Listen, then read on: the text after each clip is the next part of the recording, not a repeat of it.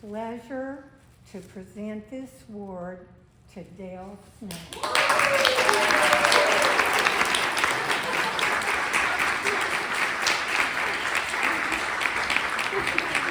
I wasn't expecting that. Hall of Fame. Oh, wonderful. And to go with that, we have a large plaque in the courthouse with names of all the people who have received this award in the past. So we appreciate everything Dale does for White Pine and history, and just being an enthusiastic minister for talking about our shared heritage here. So congratulations, Thank Dale. you.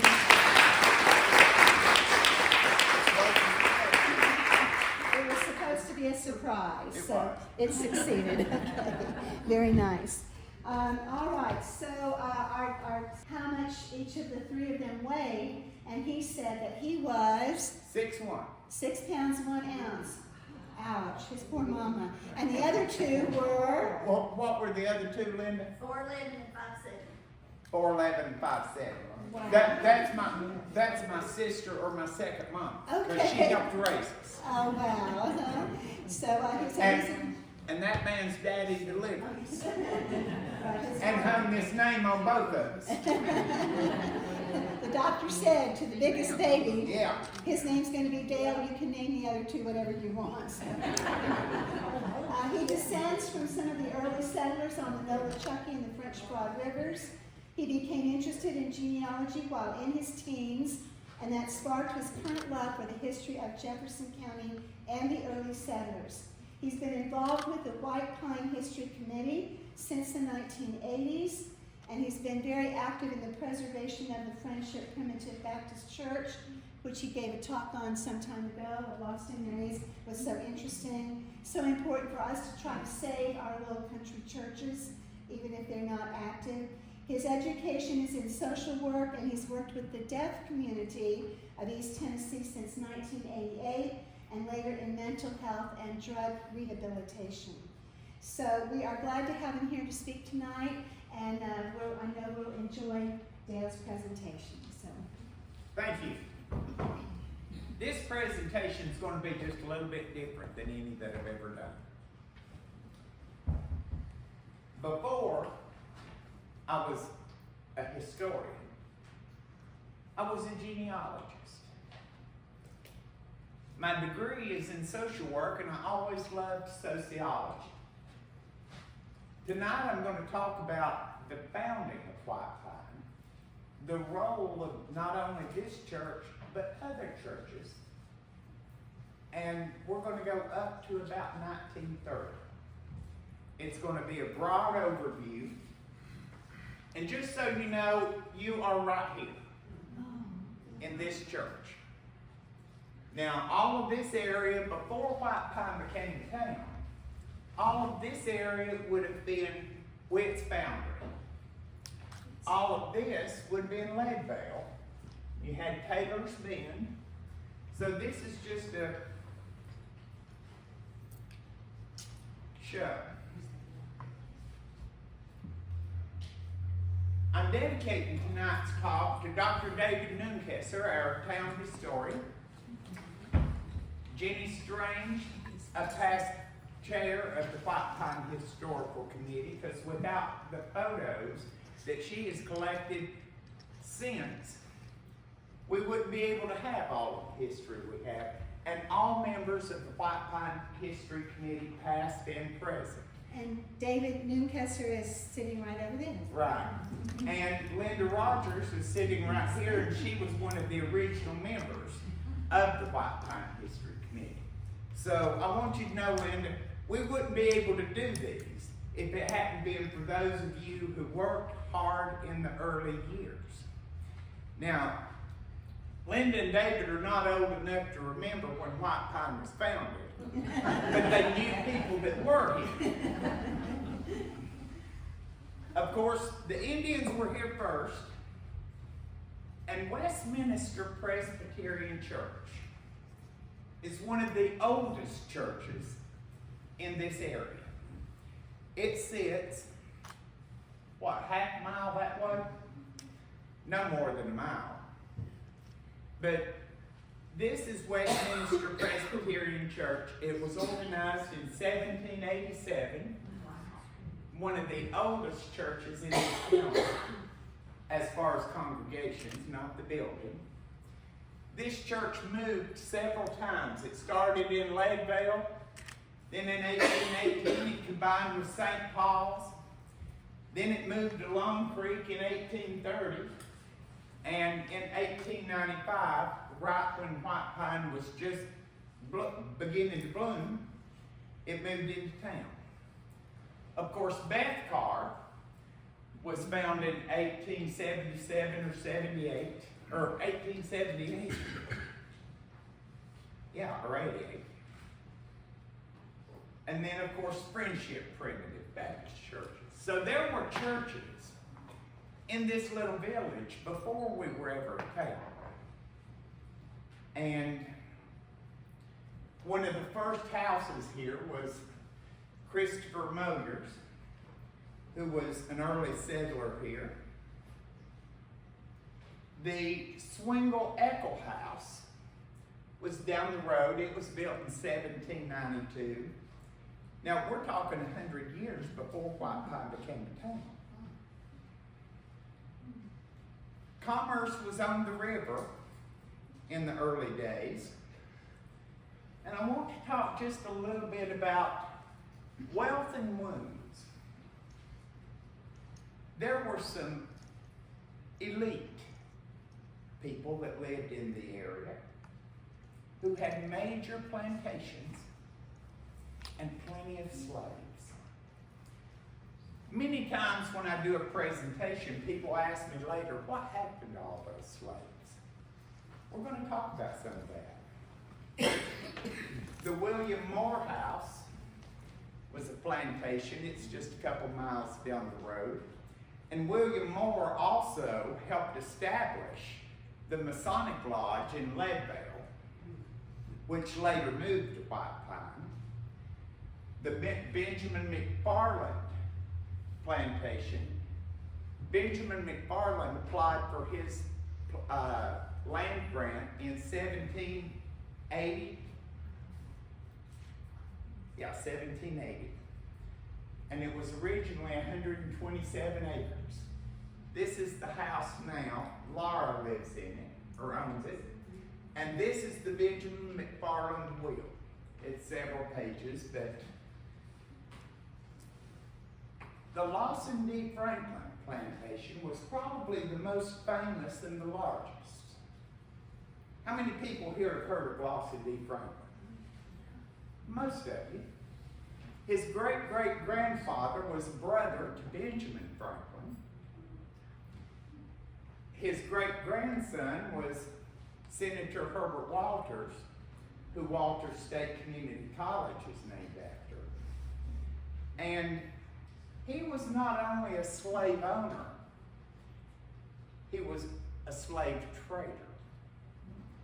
Now, another thing that the county historians are going to be interested in, he was the nephew of John Roper and the first cousin of which Branner built Glenmore? John. He was a first cousin to John Roper Branner. So, a lot of the wealth around here was connected. Now, one of the things that happened at the Franklin plantation was the Elijah Moore murder. Now, Elijah Moore murder didn't take place there. It took place at Elijah Moore's house. Somebody murdered Elijah Moore, his wife, and her sister. Now, this is part of the article that talks about it. There was a slave named Tom. Some have told me that Tom's last name is Hammond. But Tom was 22 years old, a little short, but not fat. He was a nice-looking Negro, according to the newspaper articles. And the people decided that Tom was guilty of this murder. So they held a trial, and the trial was held at the Franklin mansion. Now, Elijah Moore was a first cousin to Mrs. Franklin. And Lawson D. Franklin was the magistrate justice of the peace. So he held a trial right there at his house. The newspaper articles say they screwed his fingers and he would not confess. So they put his unmentionables in a vice grip. And was found, he admitted to everything right there. He was burned alive the next day at noon on the Franklin plantation, and the north corner of the flame. What? The north corner of the flame that they burned him with was lit by Reverend Lotspeech, a Methodist minister from Cobb County, and the father of Mrs. Moore and her sister. The Civil War, this is George Holt. He didn't live far from here. It's the only Civil War picture I had of a soldier that I knew who he was. This area went through plantations, lots of slaves, and the town was divided. We weren't a town yet, but the people were divided by the Civil War. And right after the Civil War, the railroad came through. And White Pine got a depot. No longer were we just a village, we were a destination. People could catch the train and come here. We have photos of mostly black people building the railroad through here. The railroad hired a lot of black people after the Civil War. White Pine got its name at the Tom White home. Now, Richard White was his dad, but I can never find, when I looked back at the property records, his son Tom is the one who owned the house. This was an old house on the Randolph plantation that was a two-story log cabin. And probably somewhere around when the Whites lived there is when it was covered and redecorated. Now, White Pine got its name by Richard White naming White Pine. Now, W.P. Nichols, William Pickney Nichols, was the man most involved in getting a post office here. He went to Georgia, and while he was gone, Richard White named it White Pine using W.P. Nichols' initials and his last name. But they said they named it after the white pine tree that stood across the street that could be seen out the window. We don't know the truth. Now, let me tell you, welcome to the Presbyterian Church South. You are sitting in Long Creek Presbyterian Church South. There was a big meeting. This was built in 1878. Westminster Presbyterian Church had been a church for 100 years when this church was built.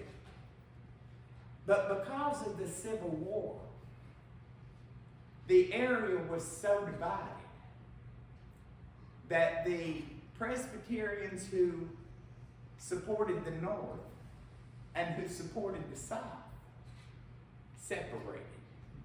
And this church became the Southern Presbyterian Church. The longest serving minister here was Uncle Harvey Smith.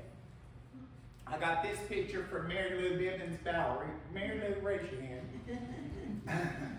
She is a descendant of Sam Bell, and we'll talk about him in a minute. But this man was the longest serving, first and longest serving pastor, and he married more than 1,000 couples. He also held the meeting at Westminster where they split. W.P. Nichols, who I said that was instrumental in us getting the post office, built a Central Hotel. And the Central Hotel was constructed in 1888. We don't have a picture of the Central Hotel. It's set across the street from the depot, and this is the depot, and this is W.P. Nichols' son. So I thought, that picture will work. The Central Hotel burned in the fire of 1905. And Mr. W.P. Nichols, or Captain W.P. Nichols, built the Nichols House, which was a hotel that sat right beside of the depot. The Seven Sisters Inn was built in 1888, and it was built by one of Julia Callan's family for her and her husband. And how many people have heard of the Seven Sisters Inn? Most people around here call it the Spurgeon House. But now I'm going to tell you, the name of those seven sisters was Harriet, Margaret, Mary, Fanny, Rosa, Lily Mae, and Lucy, and they had a brother, Joseph. Now, such boarding houses and hotels were needed because Edwards Academy and Chapel were coming to town. This was in 1873 when Edwards Chapel started in Greenville. It did not start here. It moved to White Pine 10 years later. This started a change in the demographics of the town. Because most families had just gone to little community schools. I can't remember the name of them. What were they called where you paid the teacher? But they were just small community schools. Edwards Academy brought a whole new type of education. White Pine. Why did they pick White Pine? They picked it because we had a depot and we were halfway between Knoxville and Greenville. Now, opening of this school caused lots of families to move into town to get their children education. Now, depending on what grade you were in, your tuition would be $1 to $2 a month. We're talking about in 1883. That would be anywhere from $50 to $100 per student per month. The majority of people that lived here certainly could not afford this type of education. So this education was reserved for the privileged. It started as a seminary. Oh, it was $1 to $2.50 per month. This was one of the ads in the newspaper. And the school grew. You can see that they enlarged it, and I'm sorry this is kind of blurred right now, but you can see that they had a lot of students. Now, a Morristown Gazette article from 1902 refers to it as Edwards College, because they did that for a while. This is Bishop Edwards of the United Brethren Church. Now, the United Brethren Church was one of the staunchest churches that opposed slavery. So now you had a church that opposed slavery moving into an area where a lot of the churches did support it. So this too, I'm sure, caused some situations. Now, although the Brethren faith was opposed to it, a lot of the students that went here were from privileged families that were already here. So a lot of the students, we can't say they were opposed to slavery. This is what it looks like now. It's still standing. White Pine got a newspaper. And I want to talk about a few of the families that moved here and built homes. Now, the Hungate home was the home of Dr. Hungate, who became a town doctor while he lived here. He brought his family here. Now, in the book, The Crossing, it shows a different picture for his house. That's where he lived when he first came here. He built this house. And you can see this house if you look out the front door and through the leaves on those trees, because it's just right across. You live there. Well, this is the Hungate home, and it was later the home of Dan Reynolds Jr. It was restored by Laura Cowan, and it now carries the name Hungate Reynolds House. Another house on Main Street that came about because of Edwards Academy is the Armentrout home. He was the principal at Edwards Academy. This home still stands on Main Street. And then the Edwin Horner home. He was a trustee at the UB Church. He was the local justice of the peace and an assistant. I think he was principal or assistant principal. I can't remember. Assistant. Oh, okay. He was also the editor, assistant editor of the Enterprise newspaper that I just showed you. Now, in 1890, this is what White Pine looked like. Looks like a western town, doesn't it? And most of the buildings are wooden. Now, the wooden homes or buildings, many of them burned in 1905. But now when this is made is when White Pine was deciding to become a town. And White Pine became a town 3 years later with John Bell being the first mayor. He was only mayor for a year, and then his brother became the mayor. Sam and Emma Blackburn Bell. They're buried right here beside the church. They're Mary Lou's, what would that be, your great or great-great-grandparents? Second great-grandparents. So, I did not realize that I had gotten this photo from Mary, and Town Hall does not have a photo of Sam Bell.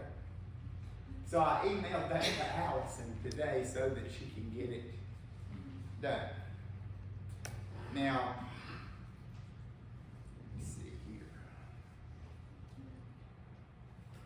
On Wednesday, April the 3rd, 1895, a newspaper article says that the charter for White Pine was repealed and the saloon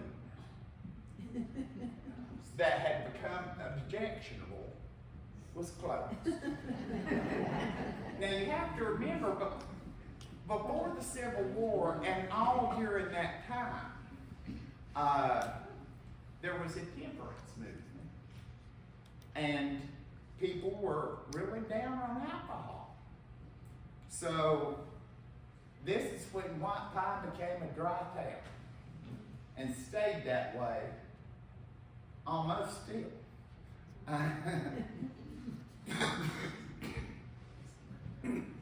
The Masonic Lodge was in Lakeville. It was founded in 1869 and it moved to White Pine before 1905. Now we don't know when it moved to White Pine because their records were lost in 1905. They and we assume that the reason they were lost is they probably burned up in the town fire. Now, this photo was made in 1912, and this was 7 years after the fire. So you can see that a lot of those wooden buildings are now brick because the town of White Pine has had to rebuild. In 1909, although I'm sure that Edwards Academy had chapel at the school, they actually built Edwards Chapel in 1909, and this is building. So that picture was made in 1909. I wish I knew who all of these people were, but these are the people standing in front of the United Brethren Church. It was the Evangelical United Brethren Church.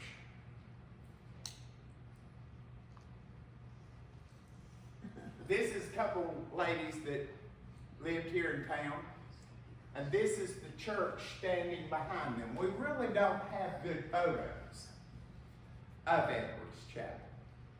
But this is Edwards Chapel Church, and it's sat where White Pine family practice is, on this same street, Church Street, down near Maine. Now, Westminster Presbyterian Church, this is it when it was being rebuilt in White Pine. Now, Westminster was not a Southern church. They did not support slavery. And then, in 1908, let me see, the Methodist Episcopal Church South was established. Anybody want to know where they met? Right here. So this was also the Methodist Episcopal Church South, and they later rebuilt in 1914. Or not rebuilt, they built the church they have now in 1914. Dan Reynolds, who became a mayor of the new White Pine, because we reincorporated in 1915, and the mayor was Dan Reynolds. Dan Reynolds also grew up privileged in Asheville, North Carolina. So now all of a sudden, in 1882, the railroad was open all the way to Asheville. So we started seeing people from Asheville migrate here. Some for Edwards Academy. So now you have an outsider reestablishing the town. I think there were some rifts over that from what. And then another family that lived right near Edwards Academy was the Elvin J. Bailey family. This is his family. This is his granddaughter and her son. E.J. Bailey bought a steam engine. Does anybody know what year that was? What, 1916 or 17? I think it's when they built it. And the steam engine has been donated to the White Pine History Committee by Susie Bailey and her son. Here's photos of it being used, logging, thrashing.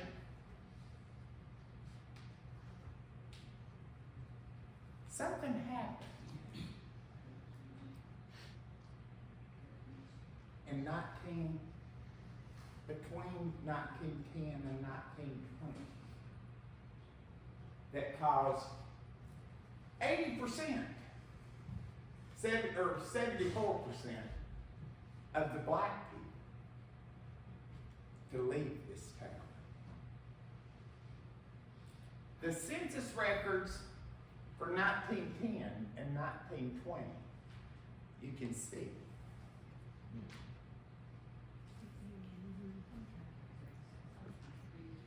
1917, between 1915 and 1920 seemed to be a big turning point for this town.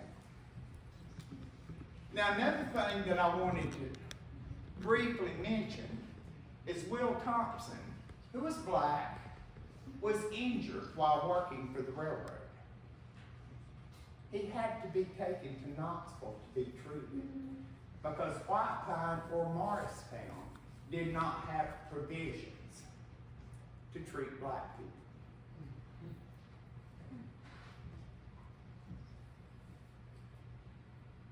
The town hired a new town marshal, and that seemed to correlate with part of the things that was going on.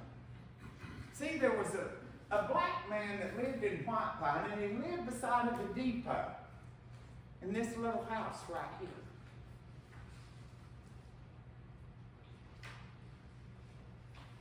He was murdered by the town marshal. There are various stories on what happened. The town marshal was going to serve a warrant for lewdness and shot him on his own front porch. It was said that the hiring of this town marshal is actually what caused the migration of black people out of White Pine. This is Tom Swaggerty, and here's the article. One of the articles, there are plenty. Now this is the town marshal, C.I. Ballard, and Y.R. Williams. Y.R. Williams was the justice of the peace, the local magistrate that held an inquest. I first learned of this story back in the 1980s from Dale Snapp. Dale Snapp actually had the magistrate's book. I wish I could remember all that it said. Since Hoagie, his wife's dead, we've never been able to find that book. His son actually looked for it for us. But this is what was said to cause White Pine to start losing the black people. Then in 1925, White Pine's KKK was chartered.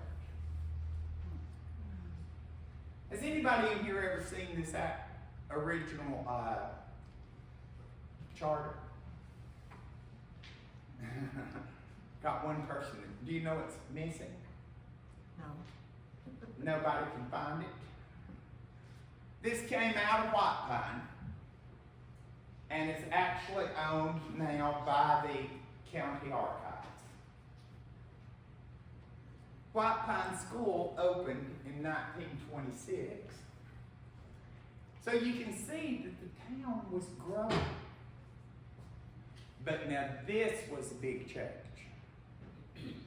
Because Edwards Academy, their tuition was too high for most people who lived here. But people my age and older, the school teachers we had at White Pine School had been educated at Edwards Academy. So the academy continued. I think Mrs. Harrison even went to Jefferson County and taught for a little while, didn't she? Yeah. So she even went there from here.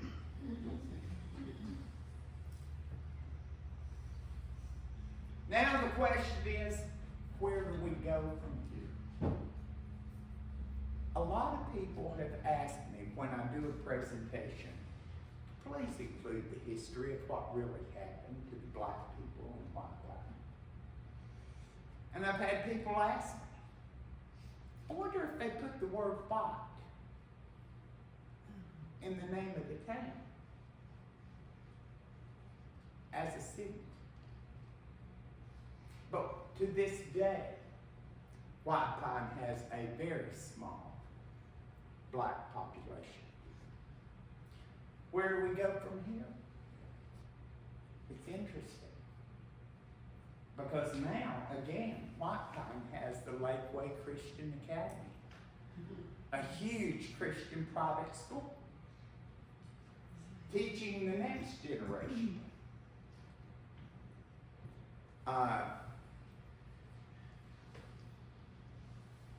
Most of the powers that be, that set the rules for this town, are gone.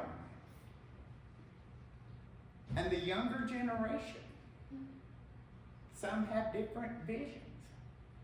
We're getting ready to have 2 liquor stores in White Pine. Not because the government wanted it, but because the people voted yes. It's funny because a lot of people in town complain to the mayor and town council about us getting one, like it's their fault, when it was a referendum that was voted on. One other thing I'd like to say about the White Pine KKK is I've never heard of the KKK themselves really doing much in White Pine. I knew one person that said he saw them burn a cross in downtown White Pine in the 1950s. He didn't know what they burned it for, but he said that there was a cross burn. But there was a woman who lived to be almost 90, and her dad had a store in town. What? She had her dad had a store, and she told me, she said, when you look at people who were involved in the KKK, don't automatically accuse them of things, because a lot of the business owners were afraid not to be. So, I've shown you some pretty pictures. I hope I've told you a thing or two about White Pine that you didn't know. And politically, I've told it without judgment. It is the way it was. We can't change it. We can only be who we are and go forward from here. Let me see what time it is. It's 7:19. We've got time if anybody has a couple of questions, not a lot.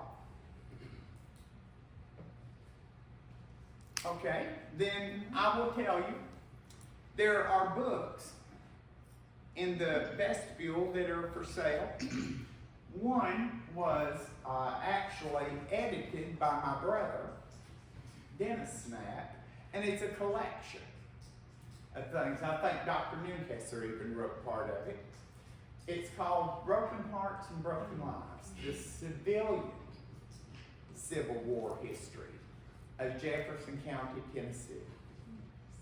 And another thing is Dr. Newcastle and the White Pine History Committee did a book called The Crossing. Now, you can purchase The Crossing at Town Hall for $15 is what the book sells for. However, our mayor has said that we can offer them to you here tonight for $5. And it will have a lot of photos that I've shown you and tell you even more on some of the things. But one of the things that I really wanted you to understand is this church was very important in the early years. It stood for the South. It housed the Methodist Church until the Methodist Church was built. This church was the Long Creek Presbyterian Church South. It later became First Presbyterian Church. Then in 1949 is when the United Brethren moved here and it became Edwards Chapel United Brethren Church. Most of the people when I grew up didn't call it the Church in the Pines. They called it the UB Church. You'd say so-and-so goes up to church, goes up to the UB. And then later, when the Brethren and the Methodists united, it became Edwards Chapel United Methodist Church. Today, I think it's just called Edwards Chapel, isn't it? Church in the Pines, Edwards Chapel. Church in the Pines, Edwards Chapel. And if this ever ceases to become a church, or to be a church, the property belongs to the White Pine Cemetery Association. So I hope you've learned some about the building you're in, the academy that Edwards Chapel was associated with, and a little bit of the sociological history of White Pine. Any questions? I'm through. Thank you so much, Dale.